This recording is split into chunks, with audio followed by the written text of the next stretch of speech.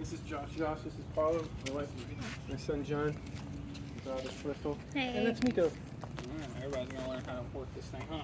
Yes. Alright, so are you guys familiar with pool? You guys have pool before? No. Plastic pool or anything? No. Okay. We pool. She knows a little bit. Okay. Not much. Alright, it's not that hard to learn. So basically, as far as the body of the pool goes, those two circles down there are your main drains. And then where he's standing, you got your skimmer. Those are your 3 lines of suction. Those are what pull the water from the pool. And then you got your returns in the wall. You got one over there, and you got one right there by your steps. There's a little cap right here in the sidewall. That's just a cleaner cap. It's plumbed to a capped off pipe over there. It does nothing right now. It's for a specific type of pool cleaner. If you were to get it, they'd have to plumb in a second pump with that pipe, but that's it. So as of right now, it doesn't do anything at all. So as far as the pool water, water level, we like to be about mid-tile. You know, obviously with evaporation and the heat and everything, you will lose some water and everything. Right now, your water level does look pretty good, maybe just a little low, but also from backwashing, you lose water, the sun, and everything. So, but if your water was to ever get below the tile, and we'll go over that when we get to the valves, you'd want to shut your skimmer off. That way, your pump is not sucking in air. But that's the only time I would ever recommend shutting your skimmer off. So as far as the plaster, there is a 15-year warranty on the plaster itself. The only thing that the warranty company does require is that you keep a minimum of 10 water logs per year. Basically, rule of thumb, I would say once a month, take like a bottle, just fill a bottle of water up with your pool water, and take it to like Leslie's, Pinch a Penny, Legala, anywhere, and just have them test it and log it. If you ever need the warranty for any reasons possible, they'll want to see it to make sure there was no foul play with the chemicals or anything. The plaster, it's kind of a little rough right now. The plaster takes about a year for it to cure 100%, meaning get that nice smooth finish and the color, the best color out of possible. So to help the plaster, we like to recommend a stainless steel brush. I kind of like to think of it as sandpaper in a way. It just kind of scores the top. Now when you do that, you'll kind of see some butter and some debris or like dust come off of the plaster, and that's just plaster debris. The acid to help the pH also kind of eats away at the plaster a little bit and helps to cure it as well. So that doesn't mean that, here I'll demonstrate. That doesn't mean that for a whole year you'll see that like dust come off the top, but just, you know, so you're not alarmed. Let's see if we get any. You can kind of see the dust a little bit. Oh yeah. Yeah. So this just, you know, this just really helps just score it, just really to kind of help it cure and get smoothed out. Because it is kind of gritty right now, almost feels a little bit rough. Right. But that's just because it's fresh. Okay. And I think I mentioned it to him. They have these robotic vacuum cleaners. They're awesome. The one I recommend is the Shark XL. It plugs into an outlet, and it's just like a Roomba for your pool. You just drop it in your pool and let it go. Nice. It has its own internal filter. It has a brush attachment, and I believe it comes with a stainless steel brush attachment as well. And to do the sides. Yeah, it goes all the way around. It does the pool. sides? Yep, it goes all the way around Oh, the wow. pool up to the tile. Oh, wow. It probably won't do your second and third step because it needs such a certain volume of water on top of it to operate, but it might do your first step right there. But as far as like vacuuming and cleaning your pool, they're awesome. You just drop them and go, and they recognize your pool, and they'll remember it. Yep. Pool boy number 3 is going to take care of that. He doesn't know it yet. You guys have any questions so far? No. All right. Have you played? Just the level of the water. Just take the hose like when we filled it up and just add more water to it, and Yeah, you'll teach us how to make that. Like, Yeah, if you think your water's just a little low, yeah, you can just drop a hose into it and just keep an eye on it. Okay. Once it gets to about middle tile, then you're good. Okay. What do we clean the tile with? I've actually never been asked that question. Me? You could use muriatic acid in fresh water and like a scrubby sponge. Okay. I think you can clean the tile with that. Because don't they get caked up after a while? They might, just because of the chemicals.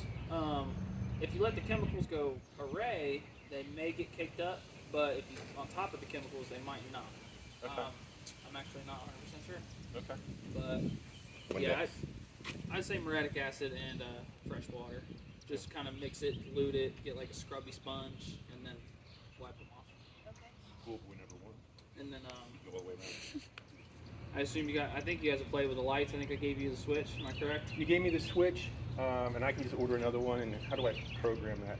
I'm sure there's instructions on how to program it. Just in case we lose this one. Another switch? Yeah. There should be instructions because I'm actually not sure about that either. It is a Bluetooth switch, so there should be a way to do It's that. just a very thin little No. switch, right? I'm thinking we have 3 grandsons. three grandsons Yeah. and crazy grandparents. We lose things. It'd Yeah. be nice to have a second one someplace so that we can always. Yeah, I know they sell those switches at I think they sell them like Walmart, Best Buy, and stuff like that. And I think that it'll have instructions on how to program it. Okay. Have you guys played with like the different colors? How to We just put it on and it faded to the different colors. So how you change the color is just basically flipping it on and off. You just flip it on, flip it off, flip it on, flip it off. I think there's like 17 colors. There were a Okay. lot of colors. Yeah. When you want to set your color, Yeah. just leave it on for about a minute, and then when you turn it off, as long as you don't instantly turn it back on, it'll stay that color. Oh. Yeah. That's kind of cool.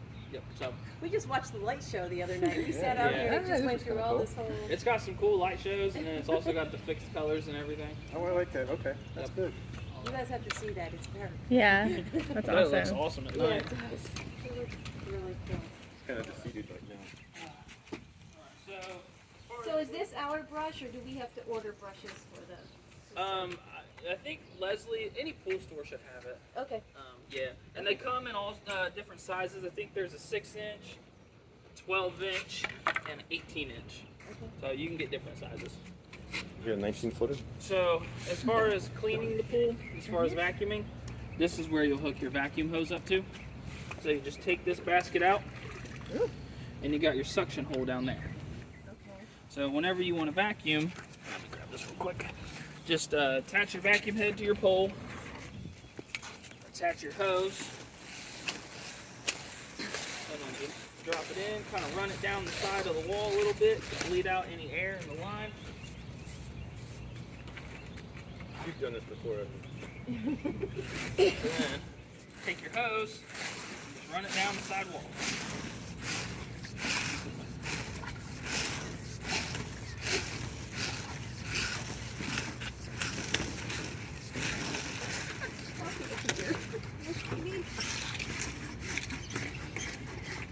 Essentially what that does, bleeds out all the air. You'll Nice. start to see the water come through. Oh yeah. You just go through your skimmer slot right here, and then down into your suction hole.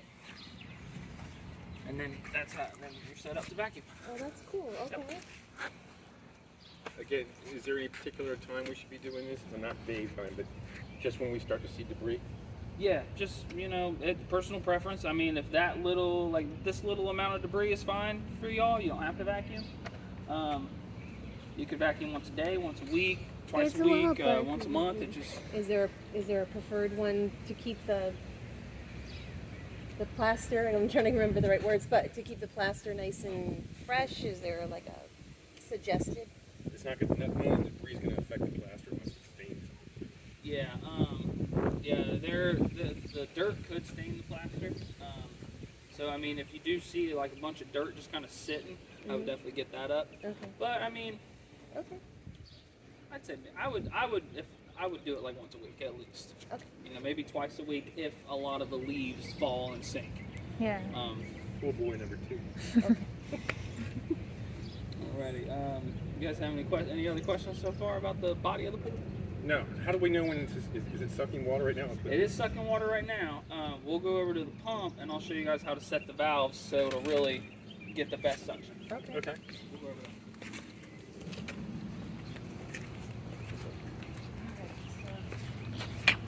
Spike. Alright.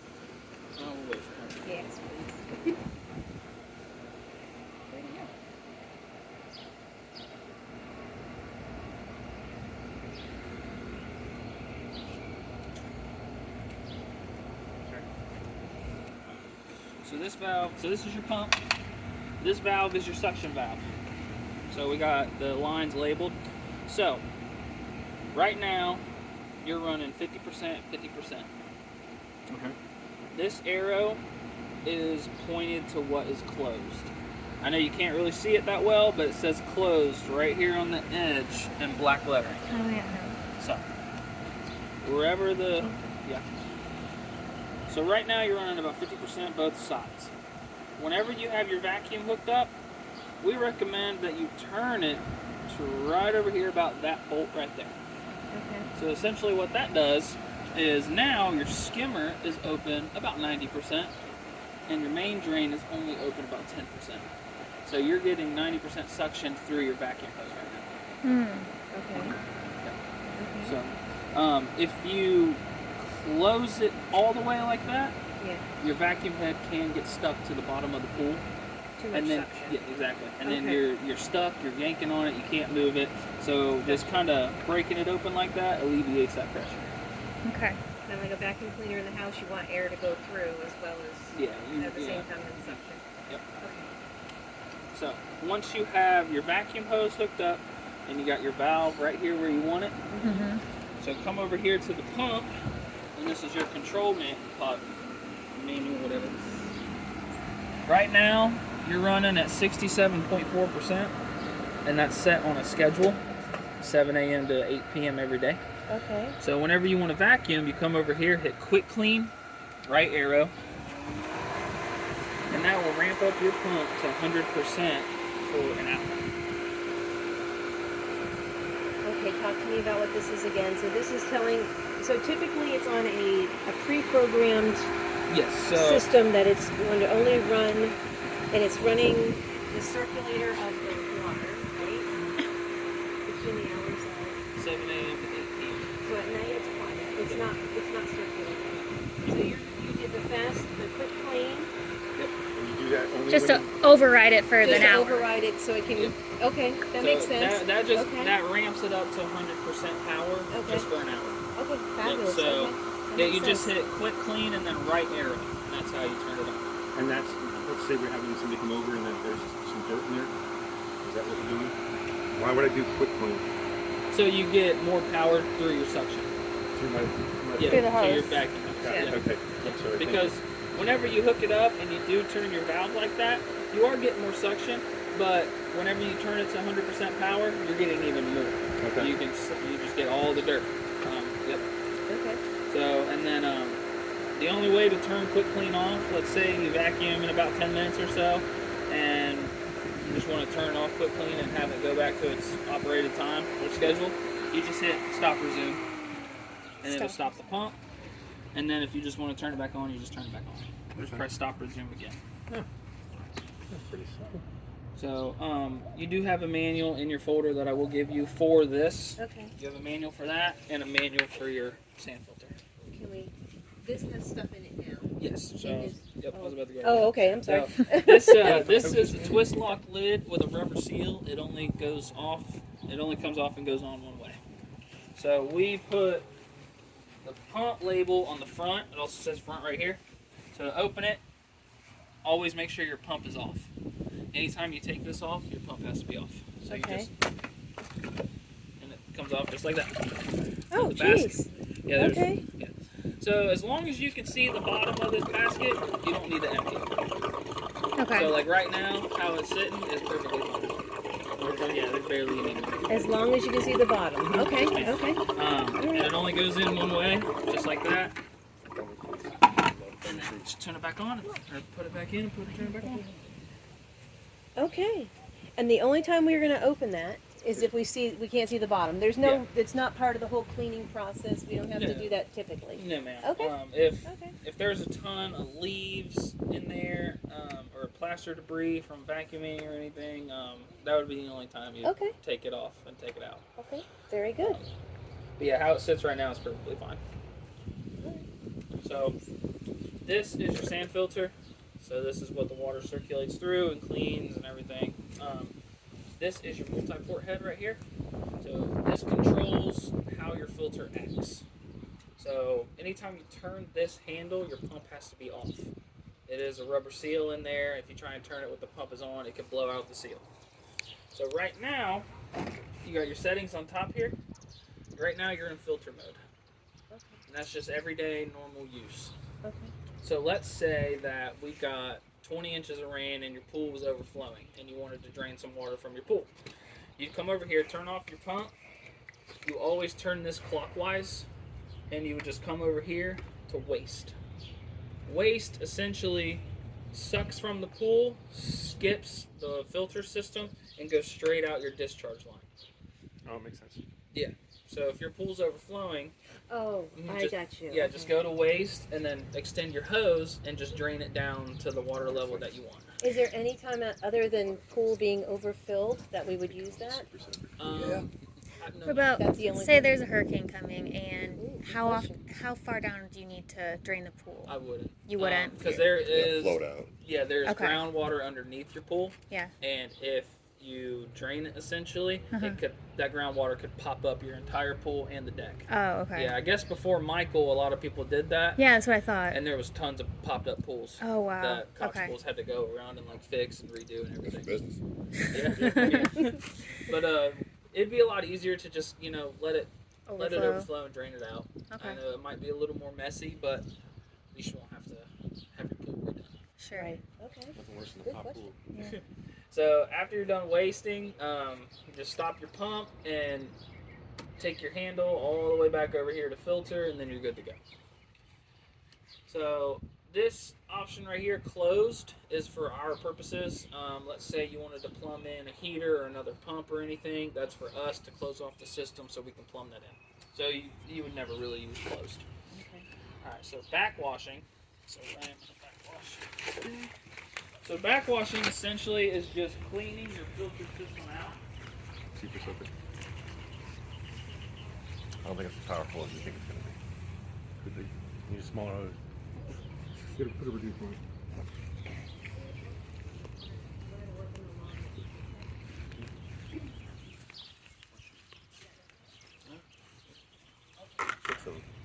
Stop it. I saw him over there. He's got those little pricker things in Yeah. his feet. It's so easy. Can you hold them? Terrible over there. All right. So backwashing is just cleaning your filter system. Whenever you backwash, it sucks from the pool, fluffs up all the sand and everything, and then it discharges the dirt and everything out of this line. So backwash time is typically about 1.5 to 2 minutes, or depending on how dirty your system is. Now I think I just backwashed a few days ago, so it's not going to be that dirty. When it's like that, you can get away with like 30 to 45 seconds. There is a little bubble indicator right here. Yeah. Whenever you're backwashing, that will show you how dirty the system is. Okay. So, whenever I hit start, Is that the resume start? yes, stop, resume, yep. Okay.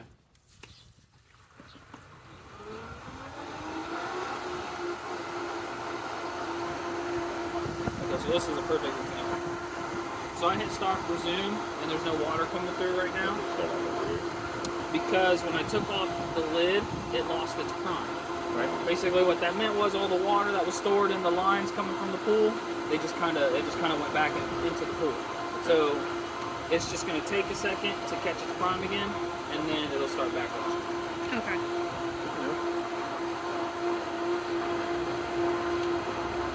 So yeah, it's already started. So if that ever happens, just don't be alarmed. It'll just take a couple minutes. Nothing else to do other than just let it run. I can see the water going through the.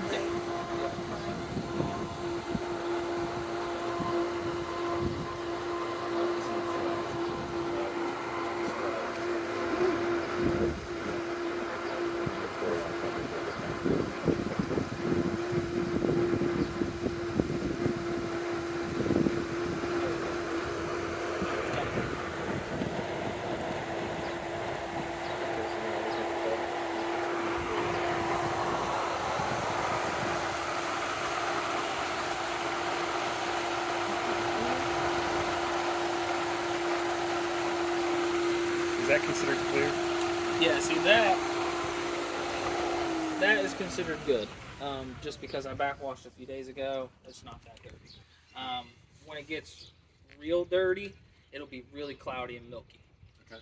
It'll kind of be like gray because you got the white plaster, so it'll be grayish. So, How often did you say to do this? Backwash? so I would recommend backwashing at least once a week to twice a month, depending on how dirty your system is. Now, there's 2 indicators to show if you need to backwash. There is a pressure gauge right here. Yep. If the pressure gauge is running high above 25 to 30, or 30 or over, that's an indicator that you need to backwash. Or if your pump head isn't full and it looks like there's some air in it and the water's kind of crashing around, that's another indicator that you need to backwash. And you would backwash. We put a lot of sand in there, come off of our feet. That's a good reason to backwash. Yep, that is a good reason to backwash. Okay. Yep. Yeah. So after you backwash, just bring your handle over here to rinse. It's just like washing the dishes, washing a car. Rinse, basically what it does is it's packing your sand back down. Because when you backwash, it fluffs it up. Rinse packs it back down in the filter. Rinse time is about 10 to 15 seconds. It's not very long. That bubble should get really clear whenever you rinse. And again, it was just a resume and start. Yep, stop this one. Yep.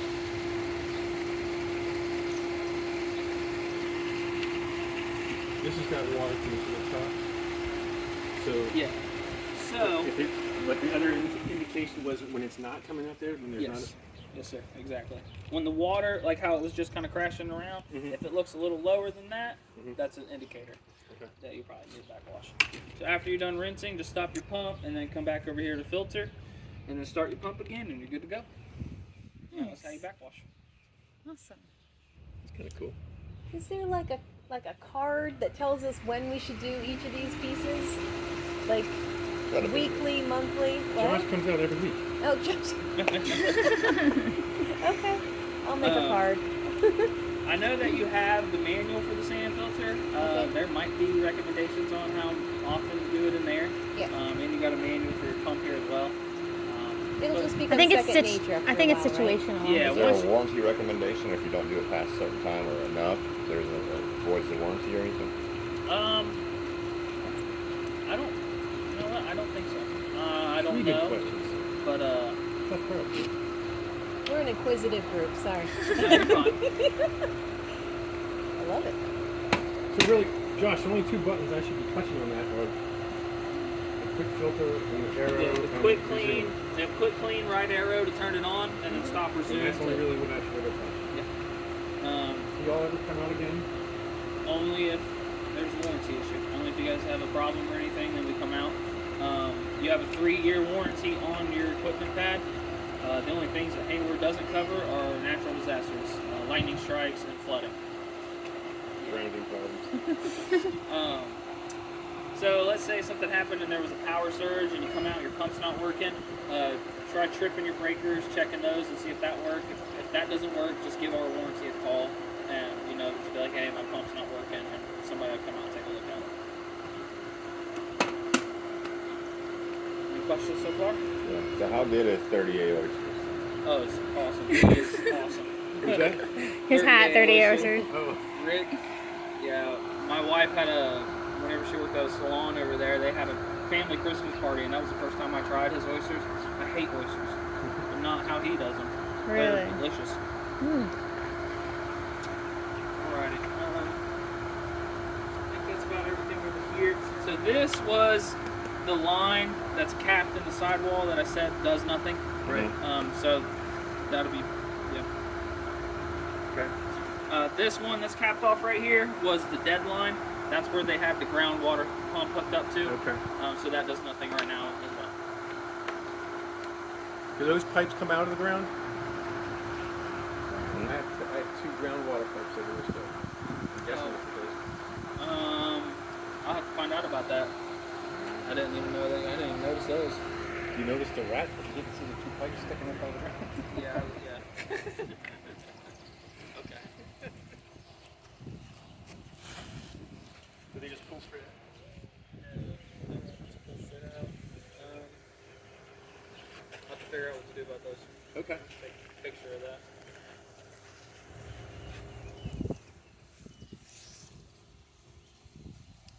Dig it out, cap it, or fill it.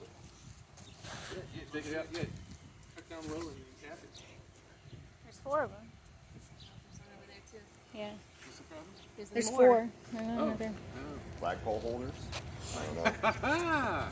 Pulled up the trees. Yeah. What else do we need Horseshoes, to know? maybe.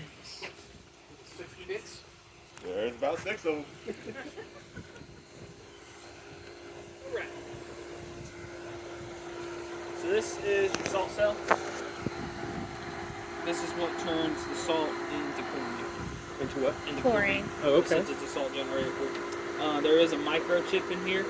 The only maintenance that this thing requires is once every 6 months, just twist off this salt cell at the 2 unions, take it off, and then clean the microchip inside. The way you do that is you dilute some muriatic acid with some water, and then just pour it through the middle of it. Yeah, we're definitely going to need this. I know. They do make a stand on Amazon for like $11 that you can put that on. That way you don't have to hold it when you do that. But yeah, just Supposed that's to be acid? yeah, that's the only maintenance that requires. You have Do you have to to shut add- the pump off when you do it. Yes, yeah, that's yes. So whenever you take this off, make sure your pump is off. And Do you whenever- add salt to it, or? No. I added salt to the pool on Wednesday, and we're gonna go over the salt box here in a minute. Okay. But yeah, you probably once a month, maybe twice a month, depending on the evaporation, you'll add salt, Okay. and how your salt level will show, like tell you how much you need to add. We'll go over the salt box over here. Salt box of chemicals. Grammy, can you pay attention, please?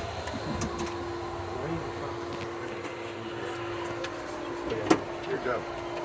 All right, so this is your salt box right here.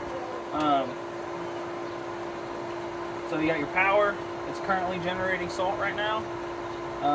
If your salt box was on, but your pump wasn't on, you'd have a no flow warning. But right now you're good. If your salt level is too low, you'll have a check salt warning. If your salt's too high, you'll have high salt. And if there's something wrong with the cell, you'll have inspect salt. Okay. So the salt range you want between 2,700 and 3,400. So right now you're at 3,000. So you're right in the middle, which is great. Is that what that dial is? I can't see from over here. So this dial is your output. So right now I believe you're at about 55% output for chlorine. During the hotter months, the June, July, August, you can bump this. You should bump this up to about 65 to 75%. That way you get more chlorine. During the winter months, you can lower it between 20 and 30 because less heat, less evaporation, and you don't need as much chlorine. It's just enough chlorine cycling through it that it doesn't turn your pool green and you go grow algae. This is your basically power, what you want your salt cell to do. So everyday use, you want it on auto.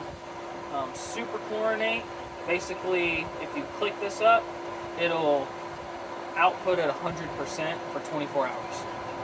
So let's say you're having a big family get together, you got a bunch of kids and dogs, urine, pee, dirt, all that good stuff. You probably want to turn that on, that way it keeps the water as clean as possible. Before the party or after? Or during. Or during. I would say During? during, yeah. Okay.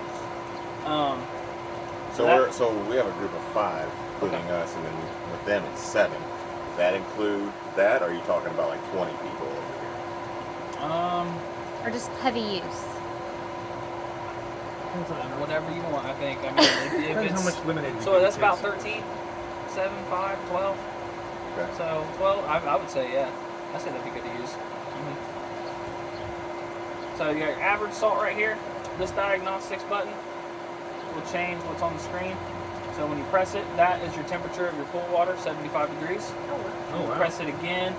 The next 2 numbers, this one and that one, is volts and amperage going to the box. It's just electrical. All right, this 60p is a digital reading of your dial. So actually, you're at 60% output of chlorine right now. And you press it again. So this negative number is your instant salt reading of the pool. It's typically higher than your average salt, just because it reads it so fast, and then it gradually goes down to level out with your average salt.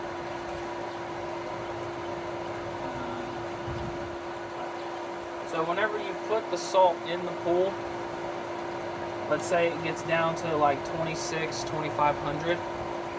Each bag of salt that you put in the pool is roughly about 500 parts per million, depending on the size and the depth of the pool.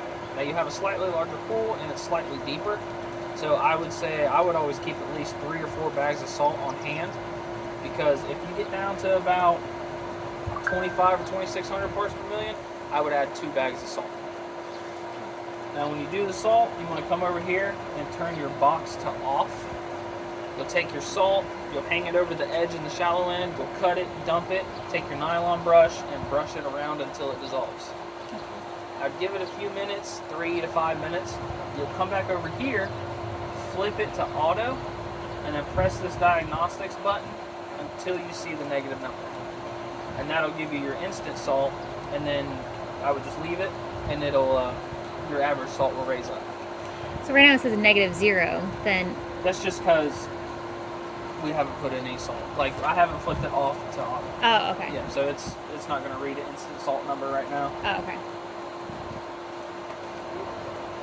Any questions about this right now? You're a zillion. Well, fire them at me. Yeah, and you have these manuals and everything for it too. So on your door here, we have the chemical chart. Whenever you go take your water once a month to get tested, they'll also have this, and they'll show you what ranges and everything that you need as well. So your chlorine, you want between a 1 and a 3 parts per million, and that's treated with chlorine tablets, liquid chlorine, or powdered chalk. There can be a case sometimes where, let's say your salt box, your salt's in range, but when you test your water, it shows no chlorine. That can happen. You can treat the chlorine with those products. That is okay. Your pH, you want between a 7.2 and a 7.6. If your pH is too high, that's when you add muriatic acid. Muriatic acid, we recommend that you buy by the case. There's 4 gallons to a case. Whenever it's too high, you want to add some acid to lower it. Your alkalinity, you want between an 80 and a 120 parts per million, and that's just treated with bicarb baking soda. If your alkalinity is low, you just get a 5-gallon bucket, pour how much baking soda you need, and then just dump it in your pool. Take your nylon brush and brush it around till it dissolves. Stabilizer, you want between a 30 and a 50 parts per million. This just kind of helps stabilize the chemicals in the pool. It's treated with like a powdered stabilizer. You just pour it into the skimmer if you need to add some. Where do you add the acid? It's a liquid, so you just walk around the edge of the pool and dump it in. But do be careful though whenever you're dumping it in, because it is acid, and if it splashes on your coping, it'll like turn it yellow. Okay, what was the tile? Will it affect the tile so it's going too close to it? I don't think so. I haven't seen it affect any tile before. I've just seen it like affect the coping and the concrete and everything. So anything that's powdery, you want to brush it in. Anything that's liquid, you can just dump it in. Yeah. Okay. So if you add the powdered chalk, just make sure your skimmer's open and just dump it over your skimmer. Okay. And that's the only thing. The chalk and the stabilizer, you just do in the skimmer. In the skimmer. Okay. Yeah, but the baking soda, the salt, and then you do those in the pool and brush them around. Okay. Calcium, you want between a 200 and a 400 parts per million. Calcium comes like an ashy flake. So we don't recommend that you just pour that directly into the pool, because it can just settle onto your plaster. So if you need to add calcium, just put some into a 5-gallon bucket and dilute that with water, stir it around for a few minutes, and then pour that into the pool. Okay. And then kind of take your nylon brush and just brush the bottom of the pool afterwards. And then you got your salt range in there as well, 2,700 to 3,400 parts per million. And I would just keep about 4 bags on hand. And keep an eye on your salt range when you need to add it. Yeah, whenever you go get your water tested once a month, they'll have that chart as well, and recommendations on what you need to add and how much. Given that you know the area, is Leslie's the preferred place to go for that? I know you like to run it down at I'm sure Leslie would be good. They'd probably be the most popular in town, at least. Okay. Um, so this box right here is a timer for your salt box. So essentially, this shouldn't output any salt when your pump isn't running, but they install these as a fail-safe. So your salt box is going to run from 7 a.m. to 8 p.m. And that's just so at night when that's not running, this isn't producing chlorine. That way you're not wasting salt. Alright. Alright. That's just an outlet. Yeah, just an outlet. That's a transformer for your lights. And you guys have the switch. What is this? Oh, that's just breakers. Power outlet. Yeah, breakers, you got your cool pump, salt chlorinator, and that's your GFI.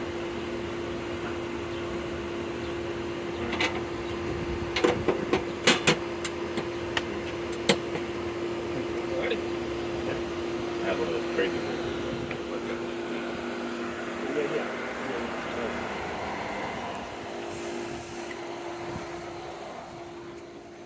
Alright, well, that about does it. Alright.